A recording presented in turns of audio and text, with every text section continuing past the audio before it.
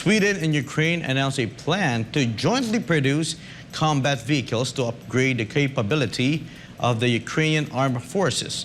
Kirby Ghil Trinidad tells us more. Ukraine and Sweden will jointly produce the Combat Vehicle 90, a family of Swedish track armored combat vehicles. Both sides aim to produce at least 1,000 CV-90 infantry fighting vehicles with better all-terrain performance and reinforced multi-layer armor. Ukrainian Deputy Minister of Defense Hanna Maliar described the modern combat vehicle as the best one in the world. The combat vehicle boasts effective anti-tank weapons and a powerful automatic 40mm gun, which can fire at a distance of up to 3 kilometers, and its maximum range is more than 12 kilometers. Ukraine's armed forces first received CV-90s in the summer of 2023, with the vehicles already performing combat missions on the front. In August, Sweden announced its 13th military support package to Ukraine worth $314 million and has provided a total of $1.6 billion since the start of the war. This has been Kirby Ghil Trinidad, SMNI News. Israel's spy intelligence service Mossad warned that Russia could sell advanced weapons to Iran, a move it claimed will endanger the Jewish state. Verhil Parba reports.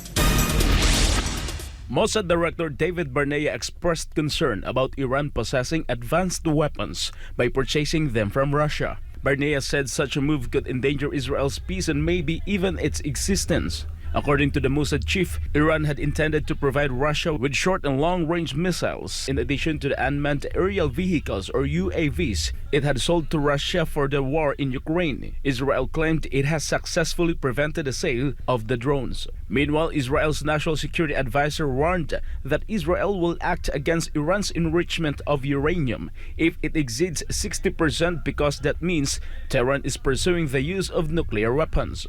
The Iranian regime previously said it had sold a limited number of drones to Russia even before the war in Ukraine and maintained that the sale had not violated any provisions provided by the United Nations. Tehran also warned Israel not to play with fire and threatened retaliation over Israel's alleged involvement in a drone attack at a critical defense facility in central Iran in January of this year. Reporting, this has been Verhil Parba, SMNI News. Press Secretary of the White House abruptly ended U.S. President Joe Biden's rambling during a press conference in Vietnam.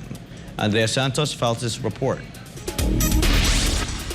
Joe Biden concluded his first Asian trip as president with a press conference in Hanoi, Vietnam. However, it was marred by awkward jokes and rambling about the third world. White House Press Secretary Karine Jean-Pierre abruptly ended Biden's press conference, cutting him off mid-sentence as he talked about the third world and his conversation with Chinese Premier Li Qiang. The U.S. president took numerous scheduled questions from the media, telling reporters that he was going to bed, although he kept answering additional questions, including his talk with Premier Lee at the G20 summit in India on Saturday. According to Biden, the talks with Lee were not confrontational at all. We talked about at the conference overall. We talked about stability. We talked about making sure that the third world, the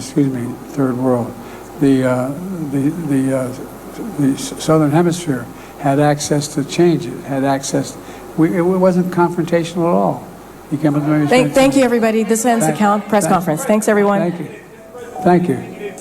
After attempting to answer another question, Biden turned around and walked off stage. This comes as many Democrats' concerns regarding the 80-year-old U.S. president's health. According to an NBC News survey in June of this year, 43% of Democrats said that they had moderate to major concerns about Biden's health. Meanwhile, reports say the U.S. president's press conferences are typically tightly managed by his aides. Biden's Vietnam trip came as the United States attempts to bolster ties with Asian countries in a bid to counter China's growing influence in the region. Reporting, this is Andrea Santos, SMNI News. The conclusion of the summit earned praise from G20 members, including China, Brazil, Saudi Arabia, and Russia. But Ukraine was unhappy with the result. Jane Cognita reports. Russian Foreign Minister Sergei Lavrov, who represented President Vladimir Putin at the recently concluded G20 summit in New Delhi, praised the host country, India, which he claimed has helped to consolidate the countries of the Global South. According to Lavrov, India has managed to coalesce G20 members from the Global South. He also said that the Global South stood up to protect their legitimate interests, which made it possible to prevent the West from once again Ukrainizing the entire agenda of the G20 summit and diverting attention from the problems currently being faced by emerging economies. The Russian foreign minister also said that the New Delhi declarations mentions in the Ukraine crisis are in accordance with the principles of the UN Charter. He also thanked India for preventing attempts to politicize the G20. While the United Kingdom and the United States talked up the joint statement as well, Ukraine expressed disappointment with the outcome, saying that the G20 had nothing to be proud of. To recall, Ukraine was invited in the 2022 G20 summit in Bali, Indonesia. However, it failed to receive an invitation from India. The G20 paved the way for talks between countries on the sidelines, and among them were talks between Turkish President Recep Tayyip Erdogan and Egyptian President Fattah al-Sisi on Sunday. Both leaders successfully held face-to-face talks after a decade-long rift between their countries. Meanwhile, Saudi Crown Prince Mohammed bin Salman Al Saud praised India for its successful G20 stewardship. Saudi Arabia and India also unveiled a major trade and transport route linking Europe, the Middle East, and India as part of a broad alliance between said countries.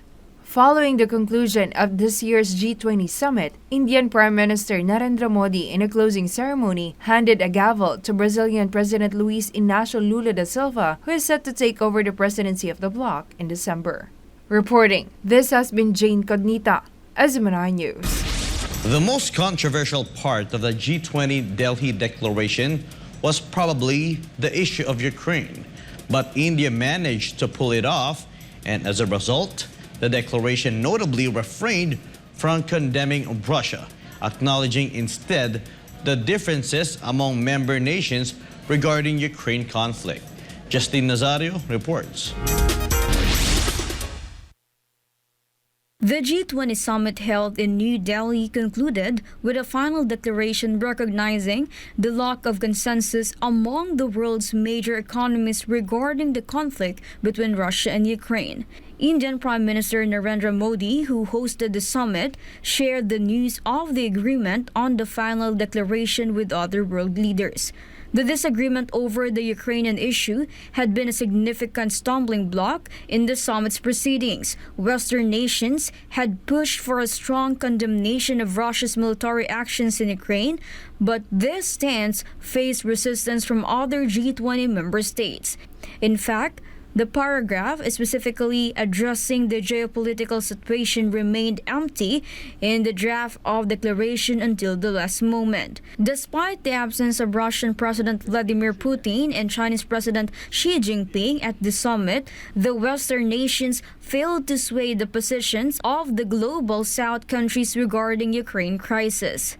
A portion of the article also reaffirms that the G20 is not the platform to resolve geopolitical and security issues, although the bloc acknowledges that these issues can have significant consequences for the global economy. The final declaration acknowledged the human suffering and negative impacts of conflict on global food and energy security, supply chains, macro-financial stability, inflation, and economic growth. It emphasized that developing countries which had already been grappling with the effects of the COVID-19 pandemic were the most affected by the ongoing conflict. However, the declaration also pointed out that G20 member nations held different views and assessments of the situation concerning the Ukraine conflict. Despite these differences, world leaders pledged to come together to address the crisis' impact on the global economy. They also expressed their openness to supporting initiatives that promote a comprehensive, just, and lasting peace in Ukraine, aligning with the principles outlined in the United Nations Charter. Reporting, this is Justine Nazario, SMNI News.